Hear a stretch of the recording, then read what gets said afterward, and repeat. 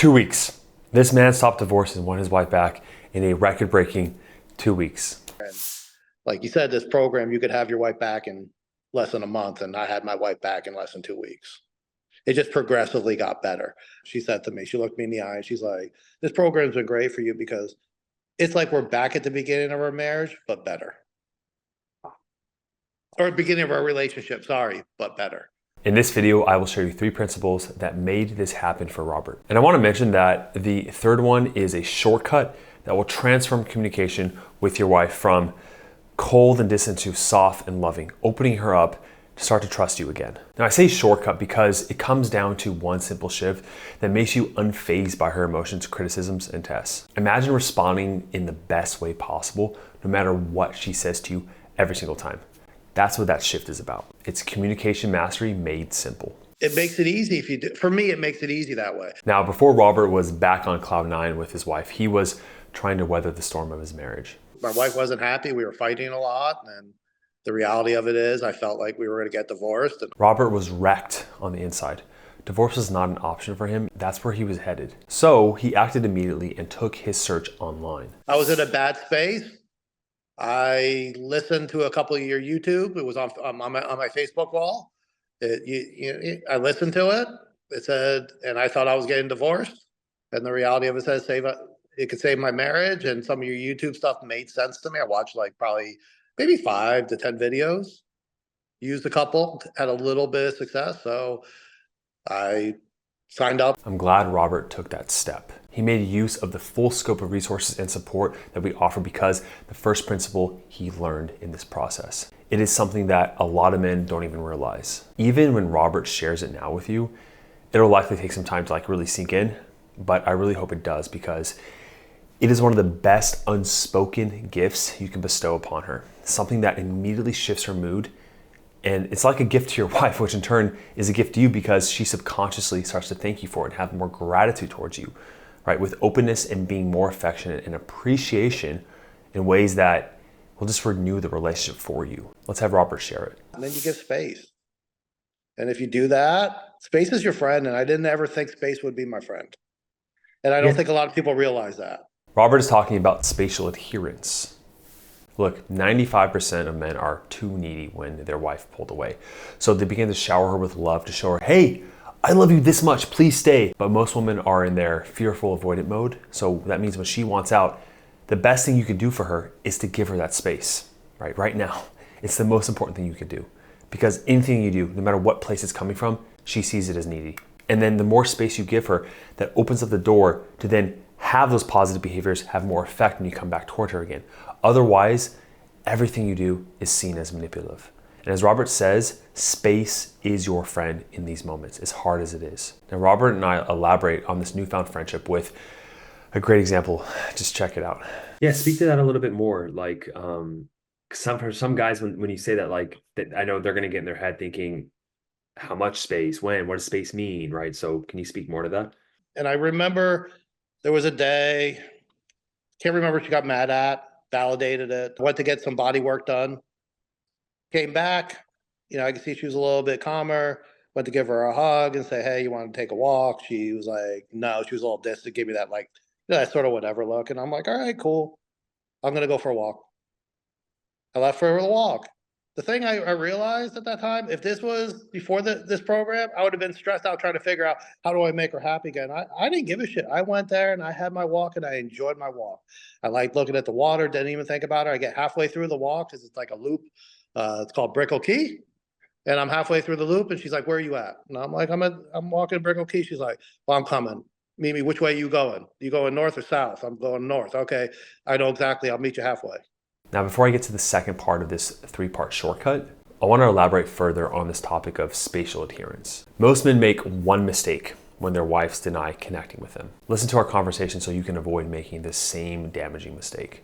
Can I just say, this is where my mind goes, Robert, is like, that is a microcosm example of the larger, the larger picture of what goes on with a lot of men in this process, in that, that moment, she denied connecting with you, doing something, living life with you, so to speak. Right. Most men, when that happens, what do? but why? What did I do wrong? Well, we always go on logic, neediness, but you're like, okay, Yeah. I'm in my life regard. You happy. You walk away, create more space. She literally comes to fall. Yeah. And it just works that way.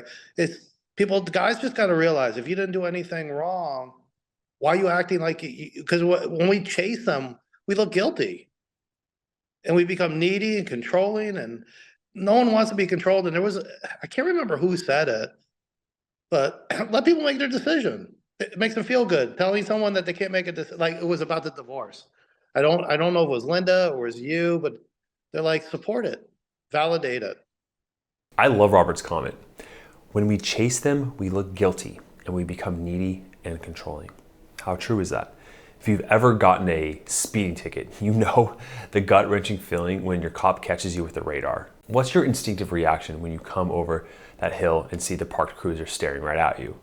Of course, you begin to brake, right? You slow down. Now, whether he pulls you over or not, the officer will see that and immediately know, okay, put the radar on them because he feels guilty, right? He's taking action that shows that he was guilty, he's going too fast.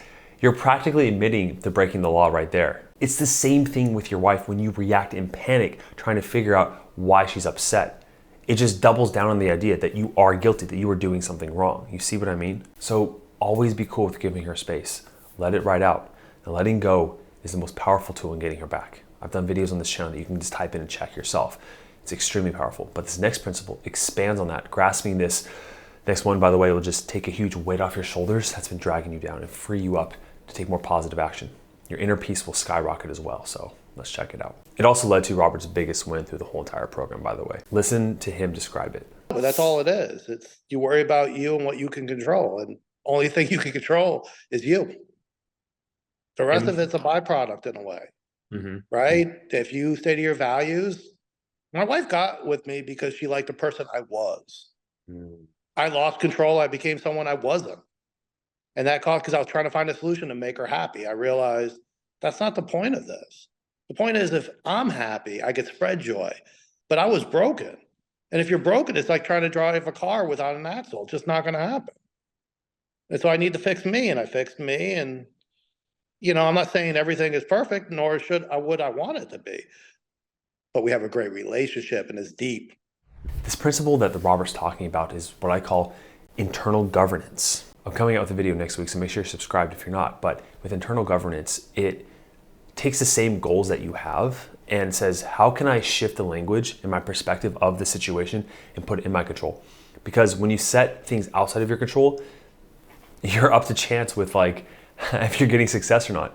And you're going to continue to be beaten down because you can't control those things. But if you set the same goal for yourself, but in a different way where you have full control over it, what happens is that you start to build your positive self-worth because you can achieve things. Now, in Ridley Scott's movie, The Martian, Mark Watney, played by Matt Damon, is stranded on Mars and must use his ingenuity and strategic scientific knowledge to survive until a rescue mission can reach him. There's a key moment when Watney addresses the camera, right? And he goes, I'm gonna have to science the shit out of this. Watney's approach to his dire situation exemplifies internal governance. You see, he focuses on what he can control, his scientific skills, resourcefulness, and problem-solving abilities. His determination to survive and methodically tackle each problem showcases the power of maintaining control over your actions and mindset in the face of overwhelming adversity. And when Robert let go of what he couldn't control, her actions, by the way, that's what it is, and he focused instead solely on what he could do and what he could control, it maintained this personal resilience and his values. And it led to his biggest win throughout the whole entire journey thus far. My anxiety is gone.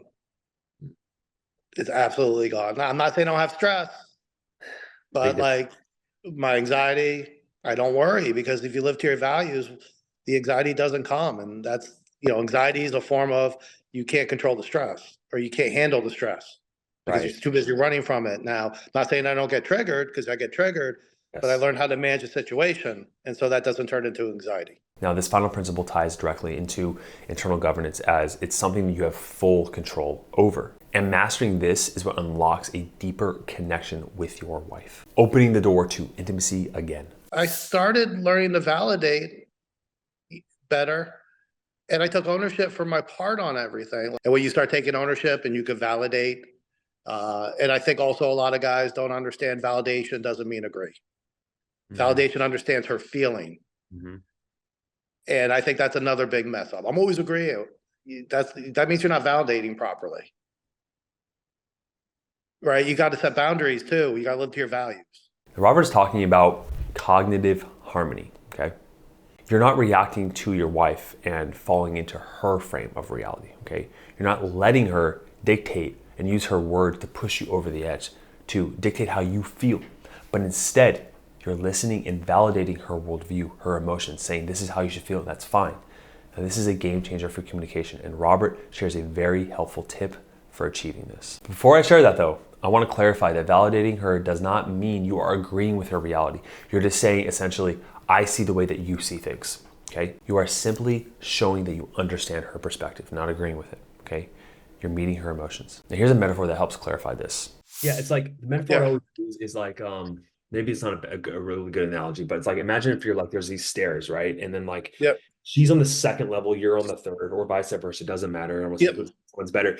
You're just saying, you're not saying, oh yeah, we should both be on the second. You're saying, oh, I see the way you see it from this level. That's all you're saying to her. And she's like, oh, he gets me. Now I'm going to feel better. And now I'm more open to understand his perspective. But as the guy, you have to lead because you are the caretaker of her emotions. And that's another key aspect of cognitive harmony, that by holding your frame and not reacting, you're leading her out of that emotional storm without trying to solve her problems or falling into her frame. Now, this is hard for most men because we're so used to just reacting logically. Like we hear a problem, we want to solve it. It's just one of the biggest differences between men and women.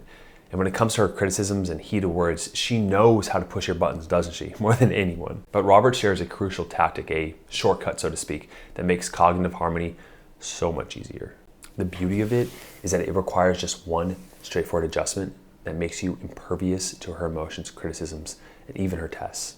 It's mastering communication made easy. Here it is in our conversation that we had. How did you not let her criticisms allow you to go into defensive mode and feel reactive? And how did you create that space?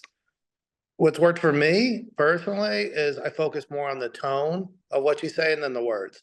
I listen to the words, but I try to focus on the tone first, because if I can hear how she's feeling flustered, angry, sad, happy, it's less hurtful to me. That just works for me. And that's what has helped me the most, because it's like you say in the training, she doesn't mean what she's saying. And so I'm trying to listen to the tone of what it is. So if I can validate, I've noticed if I validate it, she calms down. Because who says their feeling isn't right? Feeling's not right or wrong. It's just how you feel at the moment, like you said. And it makes it easy if you do. For me, it makes it easy that way. I just shift on the tone. And if I don't agree, she knows. And, I don't have her saying anymore I'm fake or a manipulator, because you live to your values and she's heard.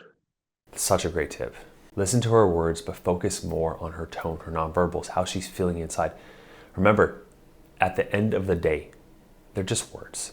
She doesn't likely mean everything she's saying, okay? But by focusing on her tone, her words are less likely to cut you, and you get a clear picture of how she's really feeling.